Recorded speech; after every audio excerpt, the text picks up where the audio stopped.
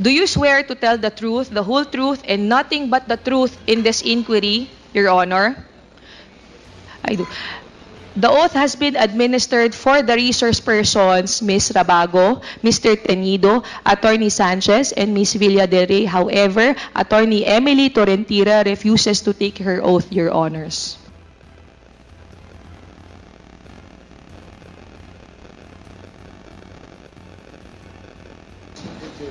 Mr. Chairman, I'm just wondering why attorney, what's the name of that that person? Attorney Emily Emily Torrentira, Your refuses to Honor. raise her hand for the oath taking. Can we ask her why she refuses to take her oath?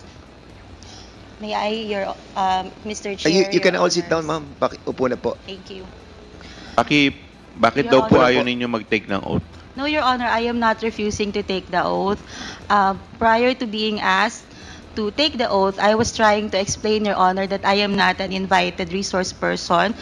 Second, that I have only been asked now to explain why there was no receipt for subpoena for the persons who are not present here.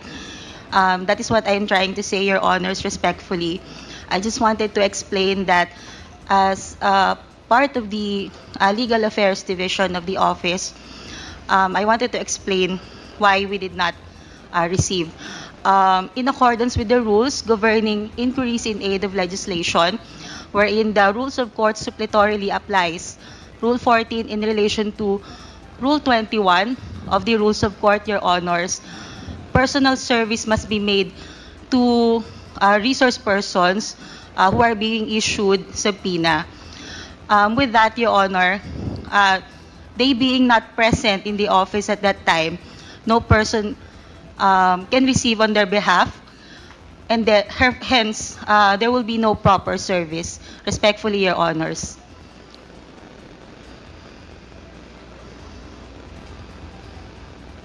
Well, we accept that that guidelines, no, that you mentioned a while ago. But you all know that this is in aid of legislation, and the reason why we are trying to course this invitation to the office of the president, we discussed this lengthily already, and the testimony of Attorney Lopez is so important to us. And also si Pajarda. And I think, Mr. Chairman, with this kind of explanation that being manifested by Attorney Tolentino, as much as we accept that premise of her, but somehow we are all guided with moral decency, no? That somehow, sana Mr. naman, Chairman, umattend naman po sila dito kahit na sabihin po natin that yun nga po, ito po yung sinasabi nung inyong minention a while ago, but I think somehow sa akin personally that is not accepted. And isang tanong lang, attorney, have somebody told you not to accept all those invitations? No, Your Honor. It was a. So it is in accordance with the rules, Your So Honor. it's your own Attorney, volition. we will recognize you later because hindi po kayo nag-take ng oath. Okay na po. Mr. Chairman, You've already said your piece. Thank Mr. you, Your Chairman. Honor. Congressman may I Paduano, ask you're the recognized. good attorney, what is your role in this? You are not invited, but you are present at today's hearing, and you never take your oath. As Why? legal counsel. What is your presence? Mr. Chair, Your Honor, I am the Chief of Legal Affairs of the Office of the Vice President. So, I am here to represent the institution, Your Honor. so you are here to represent the institution. You should, before talking, you should take your oath. Because that is on record. You're a lawyer. You know that. You cannot speak unless until you take your oath. That's the rule, internal rules of this House and this committee. You cannot speak unless you take your oath. Or else, I will move to excuse you in this room. Your Honor, if I may, Um, Mr. Chair. Point of order, Mr. Chair. Mr. What is, Chair, what is your point of order? yeah, I take the position of Congressman Paduano. I really don't know why she's here. Has she forwarded any explanation written as to her attendance? And then, Mr. Comsec. Chairman, No, Mr. Chairman, Mr. Chairman. Mr. Chairman, a while ago, she was trying to tell us that she is the representative of the office of the Vice President. And if you are the representative of the Vice President, you have this reason to take your oath as well. No, but yeah. But other than that, Mr. Chair, before we can even proceed to asking her to take her oath, has she communicated officially to the committee that she is indeed representing the office of the Vice President? Is there any letter that whereby Attorney Tolentino is given authority to represent the office of the Vice President, Comsec? None, Your Honor. Did you submit your authority?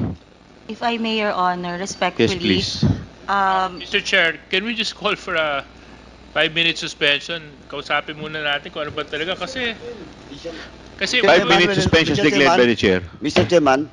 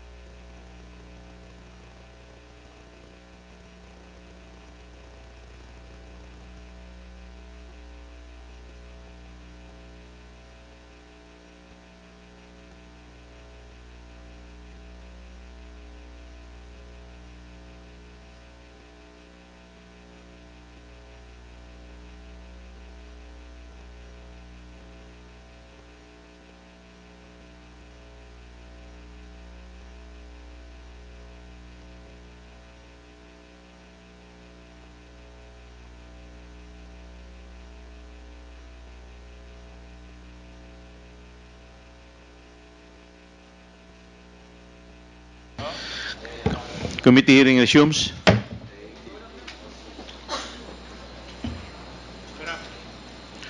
Congressman Paduano.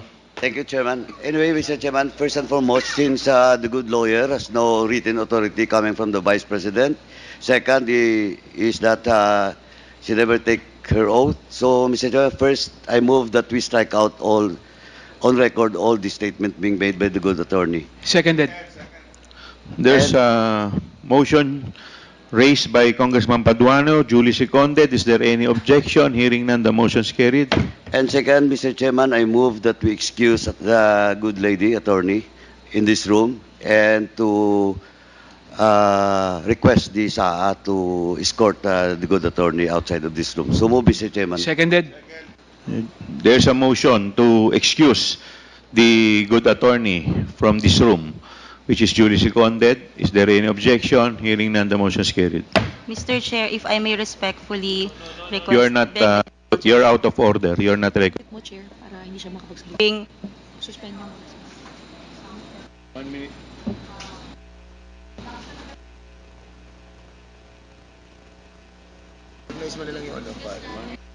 Suspend ko na lang. Your Honor, 1 minute suspension.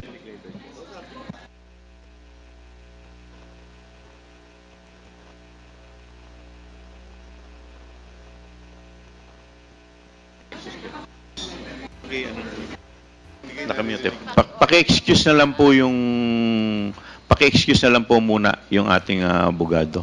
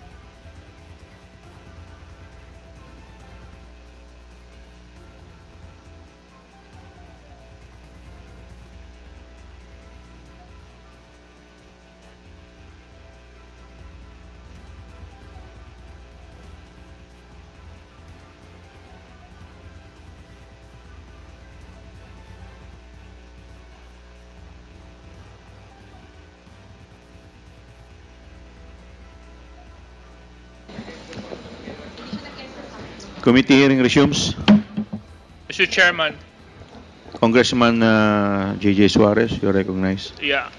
Mr. Chair, gusto ko lang po ilagay sa tamang perspective yung dahilan kung bakit po pina-excuse po natin yung isang individual na dumalo sa ating hearing. Baka po kasi magkaroon ng misunderstanding why she was excused from our hearing. Number one, she was not invited to attend today's hearing. Number two, she did not take her oath. So we don't even know the personalities and the circumstances to why she is here. And no communication was forwarded to the committee as to her attendance. For all we know, she can be somebody posing for somebody, and the committee cannot act on mere presentation without proper representation to the said committee, Mr. Chair. So, para lang po maunawaan ng lahat kung bakit po natin pinakiusapan na ma-excuse yung isang individual na nagpakilala na Attorney Tolentino. Yun lang po, Mr. Chair. Thank you. Wala na po bang sasalita? Recognition na lang sa members. Comsec? Chairman, permission to excuse. Chairman, permission to excuse. Yes, this, Congressman hearing. Paduano, your Thank you. excuse. Thank you.